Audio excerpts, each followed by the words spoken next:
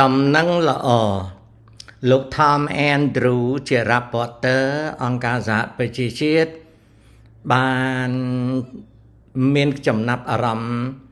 សម្ដែងនៅសេចក្តីសោកស្ដាយសោកសៅនិងតក់ស្លុតចំពោះសោកនាដកម្មដែលពួកឈ្លានពានសៀមបានធ្វើបណ្ដាលឲ្យកើតជនភៀសខ្លួនជាង 20,000 នាក់នៅកម្ពុជាការបកស្រាយនិងបង្ហាញមនោសញ្ចេតនានេះជាទឹកដៃល្អនៃការរាយការណ៍ស្ដីអំពីការរំលោភសិទ្ធិមនុស្ស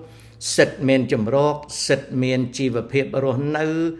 របស់ប្រជាពលរដ្ឋខ្មែរដែលបណ្ដាលមកពីអំពើឈ្លានពានរំលោភច្បាប់អន្តរជាតិនិងរំលោភព្រំដែនអន្តរជាតិ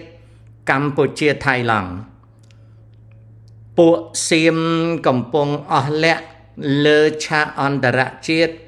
នៅពេលដែលចរិតឈ្លានពានរបស់វាត្រូវបានរាជរដ្ឋាភិបាលកម្ពុជាដាក់ទល់មុខគ្រប់វេទិកាអន្តរជាតិទាំងអស់ធ្វើឲ្យសៀមខ្មាស់គេនិងឆោឡោយ៉ាងខ្លាំង